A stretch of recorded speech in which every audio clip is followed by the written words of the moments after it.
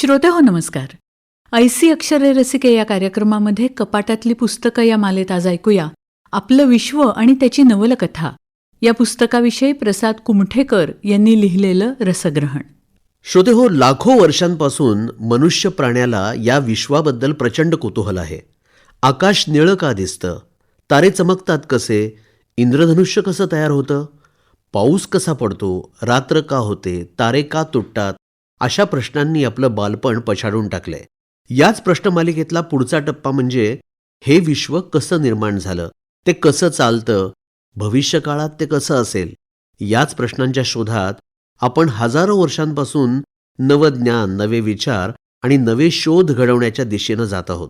विश्वाच्या गोष्टीबद्दल कुतूहल प्रत्येकात, पण या कुतूहलाला ध्यासात परिवर्तित करण्याचं धारिष्ट्य मात्र बोटावर मोजण्या एवढ्या लोकांमध्येच असतं. सुकल्प कारंजेकर हे त्यातलं एक नाव.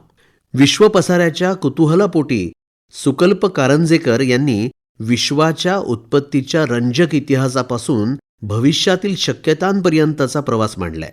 आपलं विश्व आणि त्याची नवलकथा हे अतिशय उत्तम पुस्तक त्यांनी लिहिलं. त्यात त्यांनी म्हटलंय, विश्व म्हणजे तुम्ही, मी आणि आपल्या आजूबाजूला पसरलेला अनादी अथांग भासणारा अजस्र पसारा.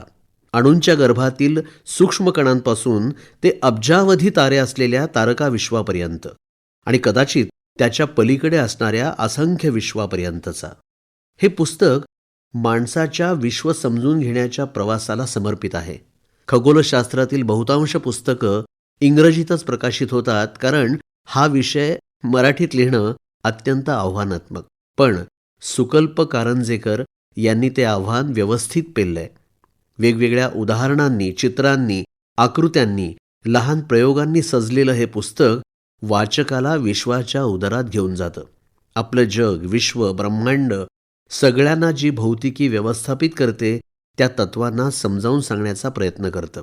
प्रकाशाचा वेग, पहिल्या प्रकाशाची गोष्ट, गोठलेल्या ध्वनितरंगांचं प्रकरण, विश्वाच्या इतिहासाचे दाखले या साऱ्या वैज्ञानिक संकल्पनांसोबत सुरस गोष्टी, अगदी मुलांना समजणारी उदाहरणं दिल्यामुळे वाचनीय झालेलं आहे. विषय माहितीतला नसेल तरी थोडा प्रयत्न केला तर एक वाचक म्हणून गुंतवून ठेवून तुमचं विश्वाबद्दलचं आकलन वाढवण्याची क्षमता या पुस्तकात नक्कीच आहे. विश्वाच्या उत्पत्तीविषयीचं नेमकं वैज्ञानिक सत्य सुकल्प शक्य तितक्या सोप्या सहज पद्धतीनं मांडतात. सापेक्षतावाद, पुंजवाद, गुरुत्वाकर्षण, प्रकाश, प्रारण, वस्तुमान, काळ, ऊर्जा, महाविस्फोट अशा संकल्पना विज्ञानाची पार्श्वभूमी नसलेल्या वाचकांसाठी डोक्यावरून झूम झूम करून उडणारी विमानच. पण लेखक आजूबाजूची सामाजिक आणि सांस्कृतिक उदाहरणं देऊन त्या संकल्पना समजावण्याचा काटेकोर प्रयत्न करतो. भाषेतला सहजपणा आणि सोपेपणा हे त्यांच्या विचारातल्या स्पष्टतेचं द्योतक आहे. या पुस्तकात big bang theory, quantum mechanics, string theory यासारखे क्लिष्ट विषय सोपे करून उदाहरणांसह स्पष्ट करून सांगितलेले आहेत. पुस्तकात अद्ययावत माहिती, घडामोडी आहेत, महत्त्वाचे शोध, महत्त्वाचे शास्त्रज्ञ आणि त्यांचे सिद्धांत रंगीत आकृत्यांच्या आधारे मांडलेले आहेत.